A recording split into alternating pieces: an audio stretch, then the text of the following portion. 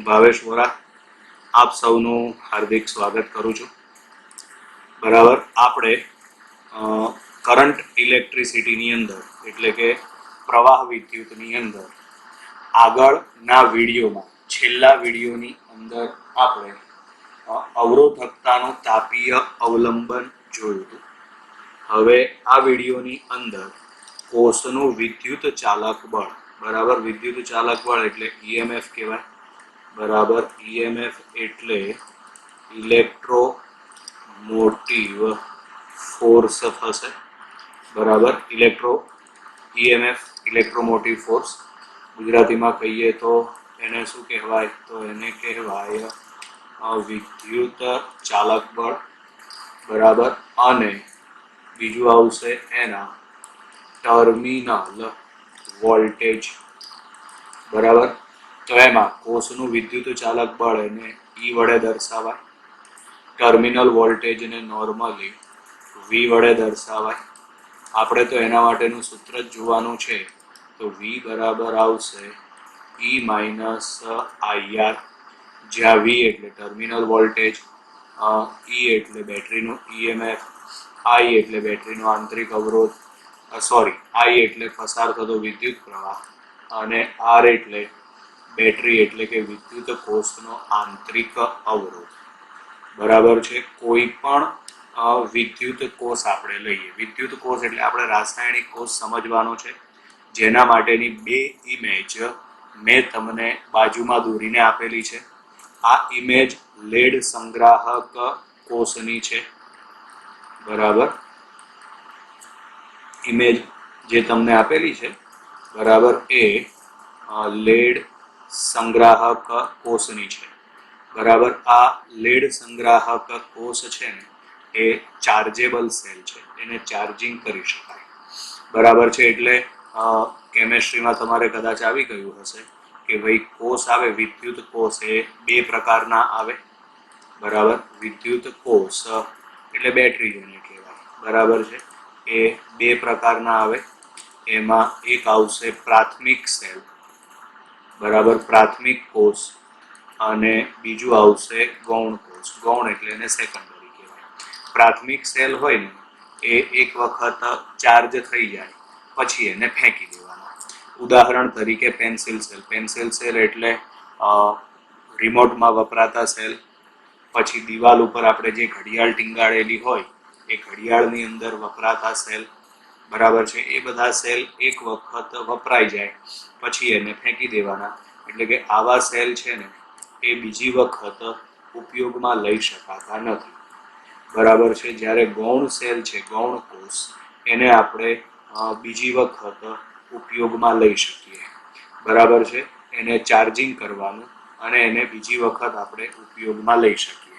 બરાબર છે. એના ઉદાહરણ તરીકે બહુ જ એકદમ સિમ્પલ, જેમાં અત્યારે તમે મારો વિડીયો જોઈ રહ્યા હશો મોટા ભાગના વિદ્યાર્થીઓ, મોબાઈલની બેટરી. તો મોબાઈલની બેટરી છે એને ચાર્જિંગ કરી શકાય. બરાબર છે. પછી લેપટોપ, તો લેપટોપની જે બેટરી હોય એને ચાર્જિંગ કરી શકાય. બરાબર છે. આ ઉપરાંત બીજા ઘણા બધા એવા ઉપકરણ આવે છે, બરાબર, કે જેની અંદર ચાર્જેબલ બેટરી વાપરવામાં આવે છે. એને અંદર આપણે એને ફરીથી ચાર્જ કરી શકીએ. 2 વ્હીલ 4 વ્હીલની બેટરી. બરાબર, 2 વ્હીલ 4 વ્હીલની અંદર મોટા ભાગે છે ને લેડ સંગ્રાહક કોષનો ઉપયોગ કરવામાં આવે છે. બરાબર છે. આ તમને આકૃતિ જે નીચેની બીજી આકૃતિ જે દોરેલી છે, એટલે ઇમેજ જે આપેલી છે, બરાબર, એ લેડ સંગ્રાહક કોષની છે. બરાબર, એમાં પહેલું છે એ ડિસ્ચાર્જિંગની પરિસ્થિતિ છે. ડિસ્ચાર્જિંગની પરિસ્થિતિ એટલે કે જ્યારે કોષ વપરાશમાં હોય. બહુ સાદું અને સિમ્પલ ઉદાહરણ લઈએ તો જ્યારે આપણે મોબાઈલની અંદર કોઈ એક્ટિવિટી કરતા હોઈએ ત્યારે એટલે કે આપણે મોબાઈલ કોઈની સાથે વાતચીત કરતા હોઈએ, મોબાઈલની અંદર આપણે કોઈ વિડીયો જોતા હોઈએ, મોબાઈલની અંદર આપણે કોઈ ગેમ રમતા હોઈએ, ફેસબુક, વોટ્સઅપ એની અંદર આપણે ચાલુ કરીને બેઠા હોઈએ, ત્યારે એ સેલ છે ને વપરાશમાં હોય. એટલે મોબાઈલની બેટરી છે ને એ ડિસ્ચાર્જ થશે, પછી આપણે એને ચાર્જરની મદદથી ચાર્જિંગ કરવી પડે. એટલે આ જે બીજી આકૃતિ છે ને એ એની ચાર્જિંગ પરિસ્થિતિ દર્શાવે છે. બીજી આકૃતિ છે એ એની ચાર્જિંગ પરિસ્થિતિ દર્શાવે છે. બરાબર. બીજી એક વસ્તુ ધ્યાનમાં રાખજો, જ્યારે પણ સેલને ચાર્જ કરવાનો હોય ત્યારે તેને તેના કરતા વધારે ઈએમએફ વાળા પ્રાપ્તિ સ્થાન સાથે જોડવામાં આવે. જેમ કે આ બીજી આકૃતિ છે, આ આકૃતિ એ ચાર્જિંગ વાળી પરિસ્થિતિ છે. તો એમાં ઉપર આ એક બેટરી જોડેલી છે, જો અમે રાઉન્ડ કર્યું તો આના વોલ્ટેજ છે ને નીચેની જે લેડ સંગ્રાહક બેટરી છે એના કરતા વધારે હોવા જોઈએ, તો જ કોષ ચાર્જ કરી શકાય. બરાબર. બહુ સિમ્પલ ભાષામાં કહીએ તો મોબાઈલને ચાર્જ કરવો હોય તો મોબાઈલનું જે ચાર્જર હોય એના વોલ્ટેજ વધારે હોવા જોઈએ. બરાબર. કારણ કે મોબાઈલનું જે ચાર્જર છે એ એનું પ્રાપ્તિ સ્થાન થશે. પ્રાપ્તિ સ્થાન એટલે ત્યાંથી તે ચાર્જિંગ માટેની ઉર્જા મેળવશે. બરાબર. એટલે આ ઉપર આપણે જે રાઉન્ડ કરેલું છે ને બરાબર એ એનું પ્રાપ્તિ સ્થાન છે. બરાબર. ત્યાંથી તે ચાર્જ થવા માટેની ઉર્જા મેળવશે. બરાબર. એટલે આની અંદર એક બીજી વસ્તુ ધ્યાનમાં રાખવાની, આવી કોઈ પણ બેટરી હોય બરાબર છે, આ બેટરીમાં માનો કે આપણે ચાર્જિંગ પરિસ્થિતિ ડિસ્ચાર્જિંગની પરિસ્થિતિ લઈએ. બરાબર. તો ડિસ્ચાર્જિંગની પરિસ્થિતિ એટલે આ પરિસ્થિતિ છે. બરાબર. એમાં ધન અને ઋણ ધ્રુવો ગતિ કરતા હશે. બરાબર છે. સોરી, ધન આયન અને ઋણ આયન ગતિ કરતા હશે. બરાબર. હવે સમજો, અહીં એક આકૃતિ દોરું છું. બરાબર છે. આ ધન સળિયો છે. બરાબર. અને આ ઋણ સળિયો છે. આ એના માટેનું પાત્ર છે અને એની અંદર આપણે દ્રાવણ ભરેલું હશે. અને અહીંથી આમ ડાયરેક્ટ જોડી દે. આવું ડાયરેક્ટ ક્યારે જોડાય નહીં, પણ આપણે જોડી દઈએ. બરાબર છે. ડાયરેક્ટ જોડ દો તો શોર્ટ સર્કિટ થઈ જાય. બરાબર છે. પરિણામે અહીં ઇલેક્ટ્રોન બરાબર ઇલેક્ટ્રોને અહીંથી આમ ગતિ કરીને અહીંયા જશે. બરાબર. હવે પરિસ્થિતિ એવી આવે કે તો તમને એવો પ્રશ્ન ના થાય કે સાહેબ આ ઇલેક્ટ્રોન આટલા આમ ગોળ ફરીને અહીં આગળ છેક આવે છે, એના કરતા સામે જ સીધા જ અહીંયા જતા રહેતા હોય તો અંદર જ વિદ્યુત દ્રાવણની અંદર જ એ ઇલેક્ટ્રોન સામે સીધા જતા રહેતા હોય તો આવું થતું નથી. એનું કારણ કે વિદ્યુત કોષની અંદર બે પ્રકારના બળ લાગે છે. બરાબર છે. એમાં એક આવશે અવિદ્યુતીય બળ, બરાબર, અને બીજું છે વિદ્યુતીય બળ. બરાબર છે. અવિદ્યુતીય બળ જેને આપણે Fn કહીએ. બરાબર. વિદ્યુતીય બળ જેને આપણે Fe કહીએ. બરાબર છે. આ બળોના લીધે ઇલેક્ટ્રોન સીધા દ્રાવણમાંથી સામે જઈ શકતા નથી. ઇલેક્ટ્રોને બાહ્ય પરિપથમાં થઈને જ સામે જાય છે. આ વસ્તુ યાદ રાખો. બરાબર છે.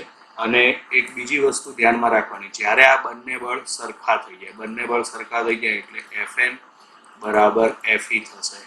આ વખતે બેટરીમાંથી વહેતો વિદ્યુત પ્રવાહ શૂન્ય થશે. અને બેટરીમાંથી વહેતો વિદ્યુત પ્રવાહ શૂન્ય છે. કોઈ પણ પરિપથમાં પ્રવાહ શૂન્ય ક્યારે હોય તો જ્યારે એ પરિપથ ખુલ્લો હોય ત્યારે, એ પરિપથ પૂર્ણ ન હોય ત્યારે.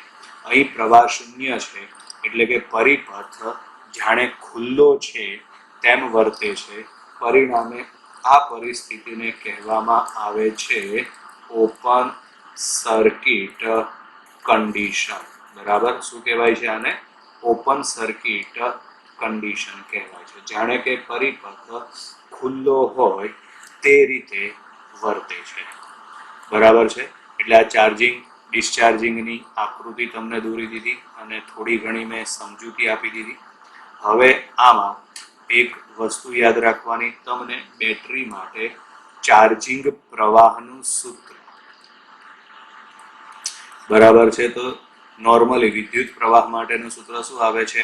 I બરાબર V/R. તો અહીં આગળ ચાર્જિંગ પ્રવાહનું સૂત્ર આના ઉપરથી I બરાબર V-E. V એટલે બેટરીના ટર્મિનલ વોલ્ટેજ અને E એટલે EMF. બરાબર.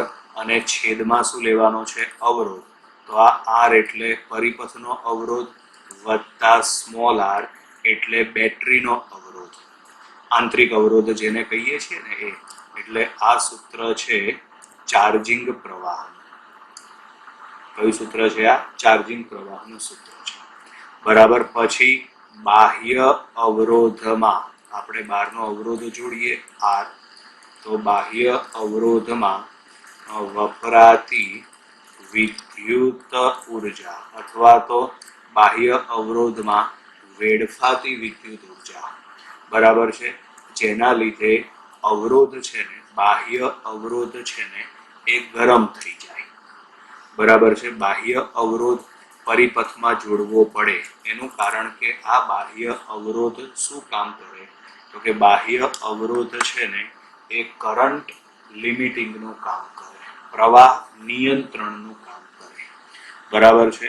બાહ્ય અવરોધ ના જોડો તો ઘણી બધી વખત પ્રવાહ એકાએક વધી જાય તો આપેલા ઉપકરણને નુકસાન થાય. એટલે બાહ્ય અવરોધ પરિપથમાં જોડવો જરૂરી છે. બરાબર. નહીં બાહ્ય અવરોધમાં વપરાતી વિદ્યુત ઉર્જા, તો એ વિદ્યુત ઉર્જા આવશે I²RT. બરાબર છે. પછી આપણે બેટરીને ચાર્જ કરીએ છીએ. બરાબર છે. તો આ વખતે પ્રાપ્તિ સ્થાનમાંથી મળતી ઉર્જા. બરાબર છે. પ્રાપ્તિ સ્થાનમાંથી મેળવેલ ઉર્જા. બરાબર. જેના થકી બેટરી ચાર્જ થશે તો એ આવશે VIT. બરાબર છે. પછી આવશે વિદ્યુત કોષને ચાર્જ કરવા માટે વપરાતી ઉર્જા. બેટરીને ચાર્જ કરવા માટે, વિદ્યુત કોષને ચાર્જ કરવા માટે વપરાતી ઉર્જા. તો એનું EMF છે E એટલે EIT આવશે. આ ઉપરાંત વિદ્યુત કોષ એટલે કે બેટરીને પોતાનો આંતરિક અવરોધ હશે. આંતરિક અવરોધના કારણે ઉર્જાનો વ્યય થશે. બેટરીનો જે આંતરિક અવરોધ છે ને, બરાબર, આ આંતરિક અવરોધના લીધે વેડફાતી ઉષ્મા ઉર્જા. બરાબર. એક બહુ જ સિમ્પલ વાત કરી દઈએ. આનું એક ઉદાહરણ લઈ લઈએ આંતરિક અવરોધનું. તો મોબાઈલની બેટરી જ્યારે ચાર્જ કરીએ ત્યારે મોબાઈલ ગરમ થઈ જાય છે. એ શેના લીધે થાય છે? તો એ આંતરિક અવરોધના લીધે થાય છે. બેટરીનો આંતરિક અવરોધ વધારે હોય તો એમાં ઉર્જાનો વ્યય વધારે થાય, મોબાઈલ વધારે પડતો ગરમ થઈ જાય. બરાબર છે. એટલે જ તો ચાઇનાના અમુક મોબાઈલમાં બેટરી ફાટતી હોય છે. યાદ છે ને? બરાબર. શું કામ? તો કે એની અંદર જે મટીરિયલ વપરાયેલું હોય એ એકદમ હલકી ગુણવત્તાનું હોય, જેના કારણે પુષ્કળ પ્રમાણમાં ઉષ્મા ઉર્જા એમાં ઉત્પન્ન થાય એટલે વધારે પડતો ગરમ થઈ જાય અને જેના કારણે એ ફાટે પણ ખરો.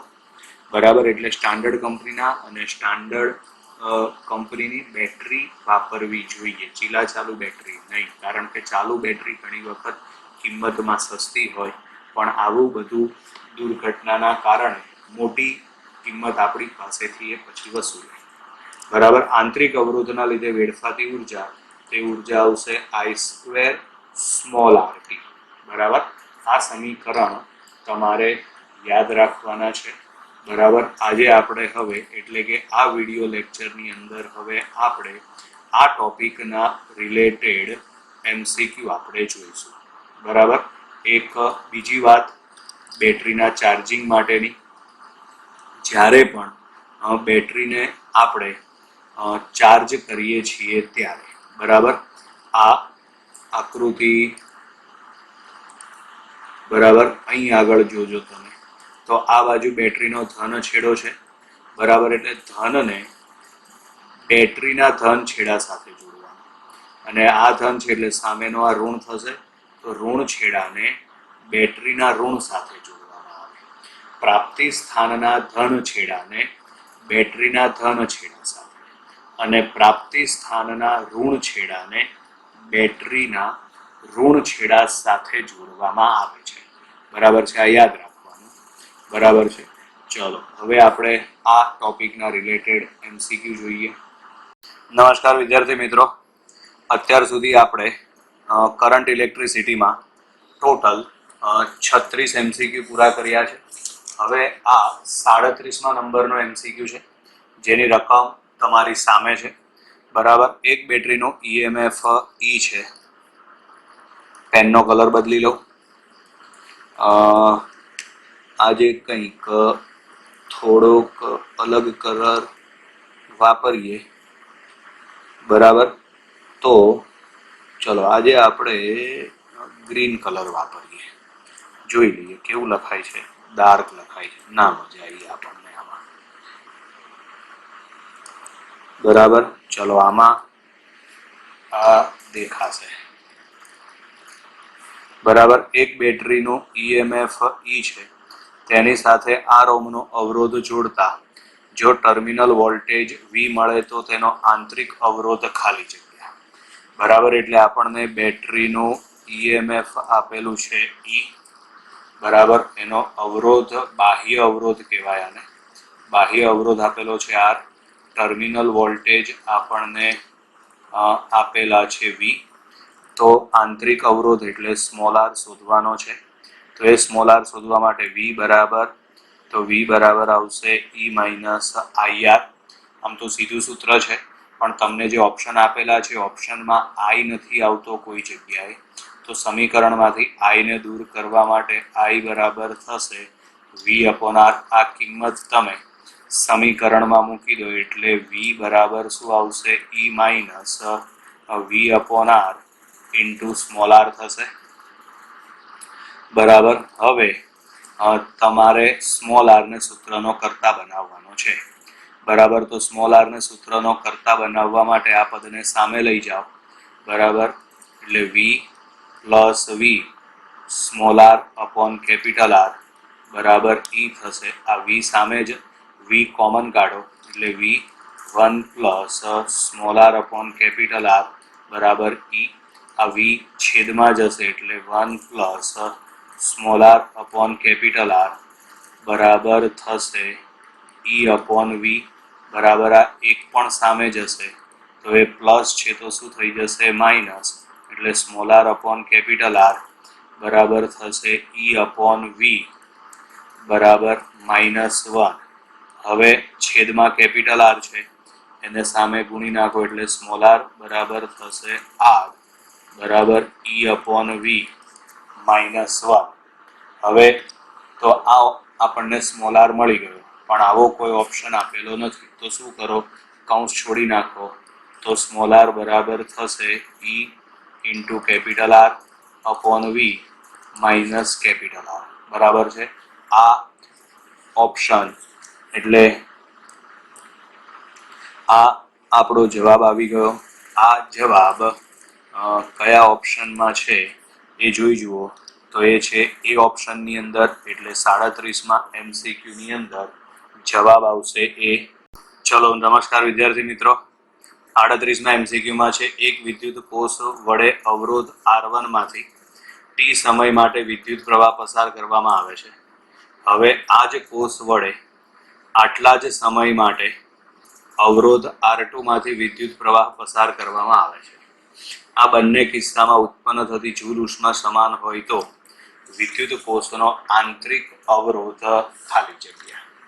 હવે આની અંદર આપણને આપેલું છે ઉત્પન્ન થતી જૂલ ઉષ્મા સમાન છે, તો પ્રથમ વિદ્યુત કોષ માટે ઉત્પન્ન થતી જૂલ ઉષ્મા બરાબર, જેને આપણે E1 કહી દઈએ, તો એમાં આવશે I1 સ્ક્વેર ઇન્ટુ શું આવશે?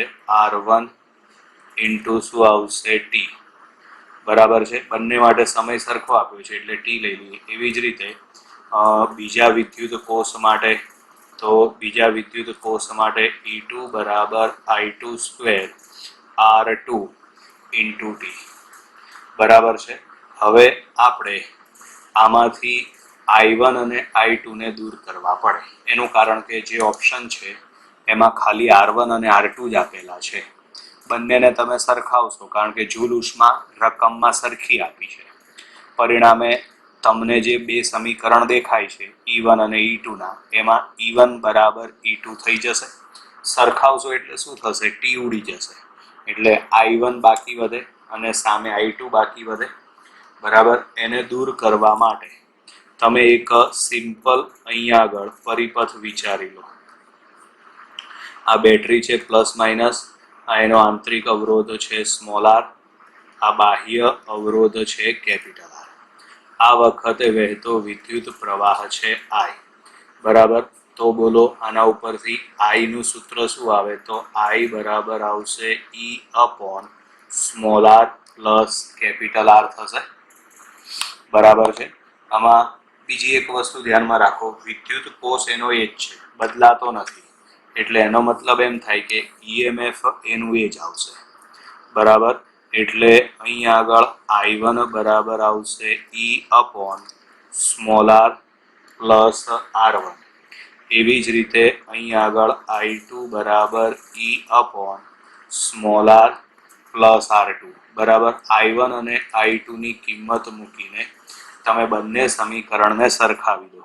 ડાયરેક્ટ જ સરખાવી દઈએ તો અહીંયા આગળ આવશે E upon small r plus R1 નો સ્ક્વેર બરાબર ઇન્ટુ આવશે R1 ઇન્ટુ T બરાબર અહીંયા આગળ આવશે E upon small r plus R2 નો સ્ક્વેર, અહીંયા આગળ આવશે R2 ઇન્ટુ T. ચલો આમાં આ T ઉડાડી દો, સામ સામે એપ્સાઇલોન ઉડી જશે. બરાબર. એટલે હવે અહીં બાકી વધશે R1 છેદમાં આવશે R પ્લસ R1 નો સ્ક્વેર બરાબર અહીંયા આગળ આવશે R2 છેદમાં આવશે R પ્લસ R2 નો સ્ક્વેર. બરાબર. હવે વિસ્તરણ આપો અને પછી ચોકડી ગુણાકાર કરો. તો અહીંયા આગળ R1 આવશે R સ્ક્વેર પ્લસ મધ્યમ પદ આવશે, આ પદ અહીં ગુણાય ને, અને એનું વિસ્તરણ આપ્યું મેં, તો 2 પછી small R capital R2 plus R2 square. એવી જ રીતે આ પદ અહીં ગુણાશે, તો R2 એનું વિસ્તરણ આપો એટલે R square plus 2 small R capital R1 plus R1 square. હવે તમે બંને બાજુ કૌંસ છોડી નાખો એટલે R1 small R square plus બીજું પદ આવશે 2 small r R1 R2 plus R1 R2 નો સ્ક્વેર. એવી જ રીતે હવે સામે પદ શોધી કાઢો તો ત્રણે ત્રણ પદ સાથે ગુણાઈ જાય, તો અહીંયા આગળ આવશે R2 સ્મોલ આર સ્ક્વેર, પછી બીજું પદ બનશે 2R capital R1 R2 plus R2 into આવશે R1 સ્ક્વેર. હવે જુઓ સામ સામે આ અંડરલાઈન કરેલા પદ સરખા છે એટલે ઉડી જશે. એક બાજુ તમે સ્મોલ આર વાળા પદ ભેગા કરો, બાકીના પદ બીજી બાજુ, એટલે જો આ R2 વાળું પદ સામે લઈ જાઓ, આ કેપિટલ R1 અને R2 સ્ક્વેર છે એને તમે સામે લઈ જાઓ. બરાબર. તો હવે તમારી પાસે આવું પદ આવશે R1 R square minus R2 R square. બરાબર. આ પદ સામે ગયું પણ આ તો હતું જ, એટલે અહીંયા આગળ આવશે R2 R1 square minus R1 R2 square. હવે આમાંથી R સ્ક્વેર કોમન એટલે R1 માઇનસ R2. હવે જમણી બાજુનું જે આ પદ છે ને એમાંથી R1 R2 કોમન કાઢીએ તો કૌંસમાં બાકી વધે R1 માઇનસ R2. આ પદ સામ સામેથી ઉડી જાય, તો માટે R સ્ક્વેર બરાબર R1 R2, તો માટે R બરાબર અંડર રૂટમાં R1 R2. એટલે આ સ્મોલ આર ની કિંમત એટલે કે આંતરિક અવરોધની કિંમત મળી ગઈ અંડર રૂટમાં R1 R2. હવે અંડર રૂટમાં R1 R2 એટલે આ MCQ ની અંદર જવાબ આવશે ડી. ચલો વિદ્યાર્થી મિત્રો, 39માં એમસીક્યુ ની રકમ તમારી સામે છે. થિયરી બેઝ એમસીક્યુ છે. રકમ વાંચો અને જવાબ લાવો. વિદ્યુત કોષનું વિદ્યુત ચાલક બળ એ ખાલી જગ્યા છે. બરાબર, પહેલો ઓપ્શન છે વિદ્યુત બળ, અવિદ્યુત બળ, ઉર્જા અને વિદ્યુત ચુંબકીય બળ. બરાબર, એટલે આમાં ઈએમએફ એટલે કે વિદ્યુત ચાલક બળની વ્યાખ્યા ઉપરથી આપણને ખબર પડે કે વિદ્યુત ચાલક બળ એટલે કે ઈએમએફ છે ને એ ઉર્જા છે. બરાબર, ઈએમએફ એટલે શું થાય? તો ઈએમએફ એટલે એકમ ધન વિદ્યુત ભાર પર કરવું પડતું કાર્ય. આના અનુસાર જો વ્યાખ્યા લખવી હોય ને તો ઈએમએફ ની વ્યાખ્યા આવી આવે છે. વિદ્યુત કોષમાં, વિદ્યુત કોષ એટલે કે બેટરીમાં, વિદ્યુત કોષમાં એકમ ધન વિદ્યુત ભારને ઋણ ધ્રુવથી ધન ધ્રુવ સુધી લઈ જવા માટે કરવું પડતું કાર્ય. બરાબર, આને ઈએમએફ કહેવાય. બરાબર, જેને શું કહેવાય છે? ઈએમએફ. એટલે કાર્ય છે, એટલે આ કાર્ય શેમાં સંગ્રહ પામે? તો કે આ કાર્ય છે ને એ ઉર્જામાં સંગ્રહ પામે. એટલે વિદ્યુત ચાલક બળ એ શું છે? તો એ ઉર્જા છે. નમસ્કાર વિદ્યાર્થી મિત્રો, 40માં એમસીક્યુ ની રકમ તમારી સામે. એમાં છે વિદ્યુત કોષ ઓપન સર્કિટ કન્ડિશનમાં હોય ત્યારે ખાલી જગ્યા મળે. બરાબર, વિદ્યુત કોષ ઓપન સર્કિટ કન્ડિશનમાં હોય. હવે ઓપન સર્કિટ કન્ડિશનમાં આપણે આગળ જોઈ ગયા હતા એ પ્રમાણે I બરાબર 0 હોય. તો હવે V બરાબર E માઇનસ IR પ્રમાણે I બરાબર 0 અહીં મૂકી દો તો V બરાબર શું થશે? E. એટલે કે ટર્મિનલ વોલ્ટેજ બરાબર થશે બેટરીનું ઈએમએફ. એટલે આ એમસીક્યુમાં જવાબ આવશે સી. નમસ્કાર વિદ્યાર્થી મિત્રો, 41માં એમસીક્યુ ની રકમ છે 2 વોલ્ટ ઈએમએફ અને 1 ઓહ્મ આંતરિક અવરોધ ધરાવતી બે બેટરીને શ્રેણીમાં બાહ્ય અવરોધ R માં મેળવી શકાતો મહત્તમ પાવર ખાલી જગ્યા હશે. બરાબર, તો એમાં છે ને P મેક્સિમમ, તો P મેક્સિમમ બરાબર આવશે E² upon 4 capital R. Capital R એટલે બાહ્ય અવરોધ. આ વખતે છે ને સ્મોલ r બરાબર કેપિટલ R થાય. આ કન્ડિશન થાય ને ત્યારે પાવર મહત્તમ થાય. બરાબર છે. આવું શું કામ થાય, કઈ રીતે થાય, એના માટેનું હું સૂત્ર અહીં આગળ તમને મેળવીને આપી દઉં છું. આપણે આવું એક પરિપથ વિચારી લઈએ. આ બેટરીનું ઈએમએફ છે E, આ એનો આંતરિક અવરોધ છે સ્મોલ r, સામે આપણે બાહ્ય અવરોધ જોડ્યો છે કેપિટલ R. તો આ વખતે વહેતો વિદ્યુત પ્રવાહ I છે. તો બાહ્ય અવરોધ R માં વપરાતો પાવર P બરાબર સૂત્ર શું આવે? I² R આવે. હવે આમાં તમે I ની કિંમત મેળવો, કિર્ચોફના નિયમ ઉપરથી પણ મેળવી શકાય. I બરાબર આવશે E upon small r plus capital R. I ની કિંમત તમે લોકો પાવરના સૂત્રમાં મૂકી દો તો અહીં આગળ પાવર P બરાબર આમાં આવશે E² કેપિટલ R છેદમાં આવશે small r plus capital R નો વર્ગ. હવે તમે નીચેનું જે પદ છે ને એનું વિસ્તરણ આપી દો.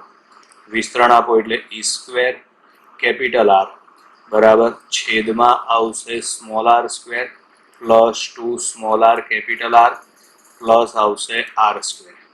તો માટે પાવર P બરાબર ઉપર તો E² R બરાબર, હવે છેદમાં હું સાદું રૂપ આપું છું. બરાબર, આને તમે ધ્યાનથી જોજો. બરાબર, તો અહીં આગળ આપણે સ્મોલ r², પછી અહીં હું કરી નાખું છું minus 2 small r capital R plus r². બરાબર, ઉપરના સમીકરણમાં અહીં શું હતું? પ્લસ. મેં નીચે માઇનસ કરી દીધું તો ઉપરનું પદ લાવવા માટે plus 4 small r capital R થાય. નીચેનો છેદનું સાદું રૂપ આપો ને એટલે ઉપરનું પદ મળી જશે. તો માટે પાવર P બરાબર E² R આગળનું પદ પૂર્ણ વર્ગ થઈ ગયું, એમાં small R minus capital R નો વર્ગ આવશે plus 4 small R capital R થશે. બરાબર. હવે રકમમાં કીધું છે એ પ્રમાણે આપણે પાવર મહત્તમ કરવાનો છે. પાવર મહત્તમ કરવા માટે છેદ ન્યૂનતમ થવો જોઈએ, અને ન્યૂનતમ થવા માટે આ પદ જે અંડરલાઈન કરું છું એ પદ 0 થવું જોઈએ. એટલે કે અહીં આગળ પી મેક્સિમમ મેળવવા માટે સ્મોલ આર બરાબર શું થશે? Capital r. તો જ આપણે અંડરલાઈન કરેલું અથવા તો આજે રાઈટ નિશાની કરું છું એ પદ 0 થાય કે ના થાય. હવે આમાં તમે સ્મોલ આર બરાબર કેપિટલ આર લખી દો તો આ રાઈટ કરેલું પદ 0 થઈ જાય. તો ઉપર બાકી વધે E square into capital r અને છેદમાં વધે 4 small r into capital r. પણ આ વખતે સ્મોલ આર બરાબર કેપિટલ આર છે. બરાબર. તો સ્મોલ આર બરાબર કેપિટલ આર મૂકી દો એટલે ડાબી બાજુ જે સમીકરણ લખેલું છે એ સમીકરણ આપણને સીધું મળી જશે. આ મેં જમણી બાજુ એની સાબિતી આપી. સાબિતી તમારી જાણકારી માટે છે. આપણે તો યાદ રાખવાનું મહત્તમ પાવર ક્યારે મળે? તો પાવર પી મેક્સિમમ બરાબર ઈ સ્ક્વેર અપોન 4 કેપિટલ આર અથવા તો સ્મોલ આર. કારણ કે આ વખતે સ્મોલ આર બરાબર શું થશે? Capital R. બસ હવે આપણી પાસે બધી કિંમત છે, મૂકી દો. રકમમાં આપણને આંતરિક અવરોધ આપેલો છે, તો ડોન્ટ વરી, બી હેપી. બરાબર. કેપિટલ આર ના બદલે સ્મોલ આર લખો. વાર્તા પૂરી. ચલો, ઈ એટલે ઈએમએફ. પણ આની અંદર એક વસ્તુ ધ્યાનમાં રાખજો, 2 વોલ્ટ ઈએમએફ વાળી 2 બેટરી છે. બરાબર. એટલે આ પહેલી બેટરી, આ એનો આંતરિક અવરોધ, આ બીજી બેટરી, આ એનો આંતરિક અવરોધ. એટલે ટોટલ ઈએમએફ કેટલું થશે? 4. તો 4 નો વર્ગ થશે 16. બરાબર. પછી છેદમાં આવશે 4. સ્મોલ આર એટલે આંતરિક અવરોધ, તો આ પહેલો આંતરિક અવરોધ અને આ બીજો, બંને શ્રેણીમાં, એટલે અવરોધ આવશે 2. બરાબર. એટલે અહીં છેદ ઉડાડો તો 4 અને 16 4, આ 2 અને આ 4 એટલે 2. તો પી મેક્સિમમ આવશે 2 વોટ. 2 વોટ એટલે આ એમસીક્યુ ની અંદર ડી ઓપ્શન સાચો થઈ જશે.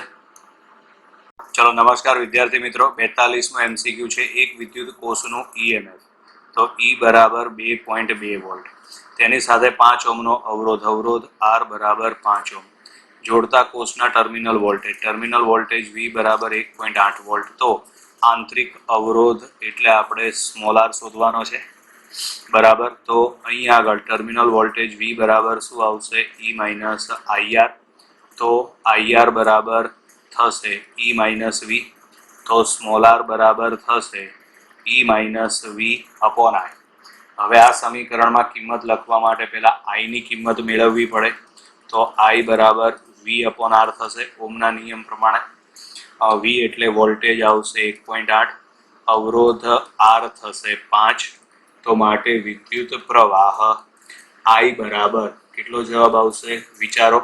તો અહીં આગળ બહુ ના ખબર પડે ને તો 2 વડે ગુણો, 2 વડે ભાગો. તો છેદમાં 10 થઈ ગયા, ઉપર 3.6 થયા, એટલે આ થશે 3.6 ભાગ્યા 10 એટલે 0.36 એમ્પિયર. ચલો, હવે આના ઉપરથી સ્મોલ આર મળી જશે ને, બધાની કિંમત મૂકી દો. તો અહીંયા આગળ ઈ એટલે ઈએમએફ. ઈએમએફ 2.2, ટર્મિનલ વોલ્ટેજ છે 1.8, આઈ એટલે 0.36.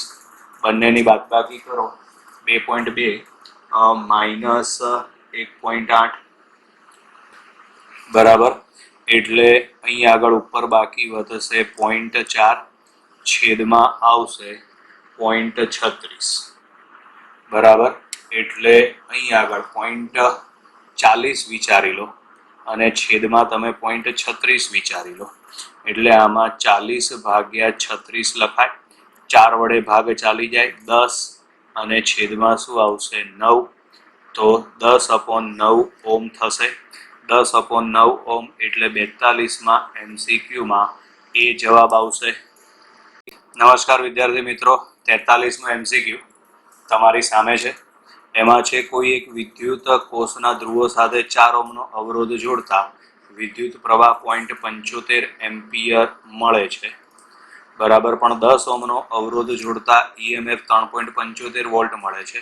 તો આ વખતે કોષમાંથી પસાર થતો વિદ્યુત પ્રવાહ, બરાબર. તો એના માટે પહેલી જે કન્ડિશન આપેલી છે એમાં અવરોધ R બરાબર 4 ઓહ્મ છે. આ વખતે વહેતો વિદ્યુત પ્રવાહ I બરાબર 0.75 છે. કોષનું EMF આપેલું છે 3.75 વોલ્ટ. બંને કિસ્સામાં EMF તો 3.75 વોલ્ટ જ આવશે. અહીંયા આગળ અવરોધ R ડેશ બરાબર આપણને આપ્યો છે 10 ઓહ્મ. આ વખતે પસાર થતો વિદ્યુત પ્રવાહ I ડેશ આપણે શોધવાનો છે. તો આપણે પહેલા બેટરીનો આંતરિક અવરોધ શોધવો પડશે. I બરાબર E small r plus capital R. ઓહ્મનો નિયમ જ છે. હવે આમાં આપણે R ની કિંમત મેળવવા માટે આરની કિંમત આમાં મેળવવી પડશે. તો I બરાબર આવશે 0.75, E બરાબર છે 3.75, પછી અહીંયા આગળ છે small r plus capital R બરાબર, તો કેપિટલ R બરાબર આવશે 4, બરાબર. તો આ સ્મોલ r પ્લસ 4 ઉપર જશે, આ 3.75 છેદમાં આવશે 0.75, બરાબર. આ બંનેનો ભાગ ચલાવો એટલે 5 આવશે, બરાબર. અને હવે તમે આ 4 ને સામે લઈ જાઓ એટલે 5 માઇનસ 4 બરાબર 1 ઓહ્મ આવશે. એટલે સ્મોલ r બરાબર આપણને 1 ઓહ્મ મળી ગયું. તો હવે વિદ્યુત પ્રવાહ શોધવા માટે I ડેશ બરાબર આવશે E upon small r plus R dash. ચલો, E બરાબર 3.75, સ્મોલ r બરાબર 1, R ડેશ બરાબર 10, એટલે 3.75 ભાગ્યા 11.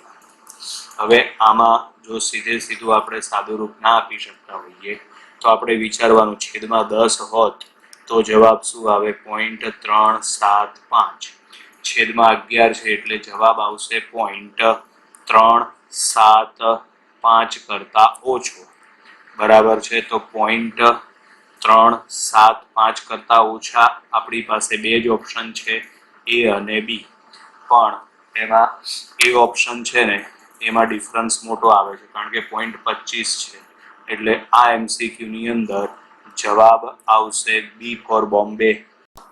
નમસ્કાર વિદ્યાર્થી મિત્રો, આ MCQમાં 44ના MCQમાં છે એક કોષ સાથે 2.4 ઓહ્મનો અવરોધ જોડતા, બરાબર. અહીં આગળ એક આ MCQ ની અંદર નાનકડી અમથી પ્રિન્ટિંગ મિસ્ટેક છે. આમાં અવરોધ R1 બરાબર 2.0 ઓહ્મ લેવાનું છે, જોડતા વિદ્યુત પ્રવાહ I1 બરાબર 0.9 એમ્પિયર મળે છે. આ જ કોષ સાથે 7 ઓહ્મનો અવરોધ જોડતા R2 બરાબર 7 ઓહ્મ, ત્યારે વિદ્યુત પ્રવાહ I2 બરાબર 0.3 એમ્પિયર મળે છે. તો બેટરીનો આંતરિક અવરોધ ખાલી જગ્યા, બરાબર છે. આ વસ્તુને સમજવા માટે અહીં આગળ હું એક નાનકડો પરિપથ તમને દોરી દઉં છું, બરાબર. આ બાહ્ય અવરોધ આવશે, આ બેટરીનો આંતરિક અવરોધ છે, બાહ્ય અવરોધ R, બેટરીનો આંતરિક અવરોધ સ્મોલ r, અને આ બેટરી E. તો આના માટે EMF નું સૂત્ર શું આવશે? E બરાબર I કૌંસમાં આવશે small r plus capital R, બરાબર. આ સીધું જ સૂત્ર છે આકૃતિના પરિપથ ઉપરથી. તો અહીં આગળ આપણને બે કન્ડિશન આપેલી છે. તો પહેલી માટે આવશે E બરાબર I1 small r plus R1, બીજા માટે આવશે E બરાબર I2 small r plus R2.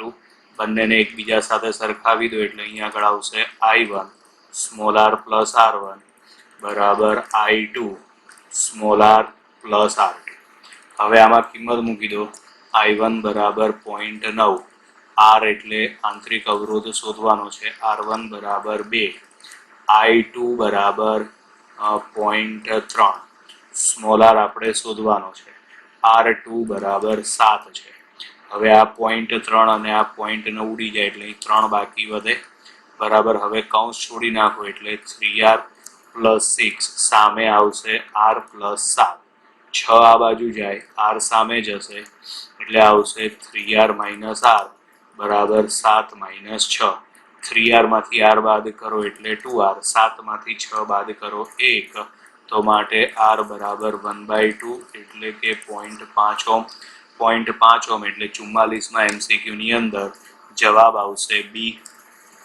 નમસ્કાર વિદ્યાર્થી મિત્રો, 45માં MCQ ની રકમ તમારી સામે છે, જેમાં છે સમાન EMF E ધરાવતા બે વિદ્યુત કોષોના આંતરિક અવરોધ અનુક્રમે R1 અને R2 છે.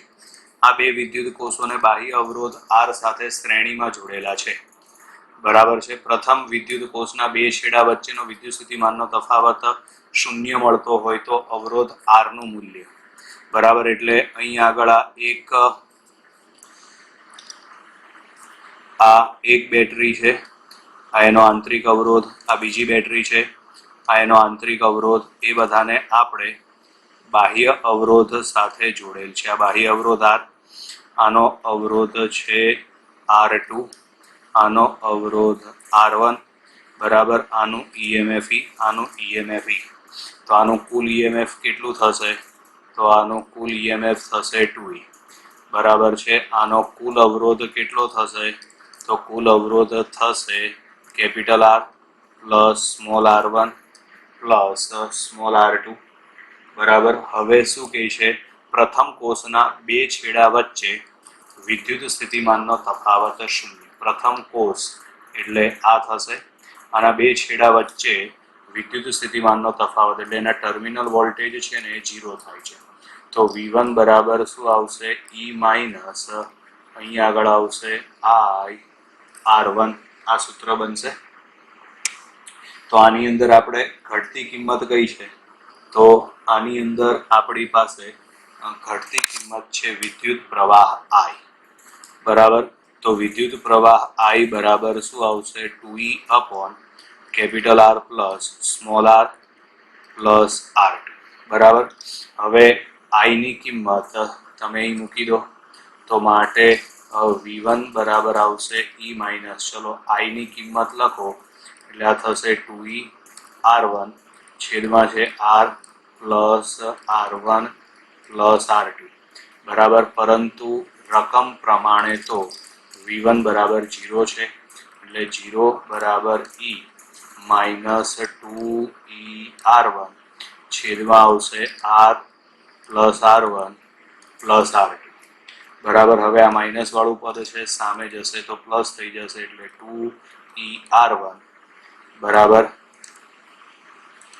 2E સ્મોલ r1 આવશે ને, છેદમાં આવશે capital R plus R1 plus R2 બરાબર E. તો સામ સામે ઉડી ગયા. બરાબર છે. આને તમે સામે ગુણી નાખો હવે, તો અહીં આગળ આવશે 2R1 બરાબર capital R plus R1 plus R2. આપણે તો શું શોધવાનું છે? Capital R. તો આ સ્મોલ r1 ને સામે લઈ જાઓ, R2 ને સામે લઈ જાઓ એટલે અહીં આગળ આવશે 2R1 minus R1 minus R2 બરાબર કેપિટલ R. હવે તમે આ જે રાઉન્ડ કરેલું છે એ પદનું સાદું રૂપ આપો તો કેપિટલ R બરાબર શું આવશે? R1 minus R2. તો R1 માઇનસ R2 એટલે 45માં MCQ ની અંદર જવાબ આવશે C.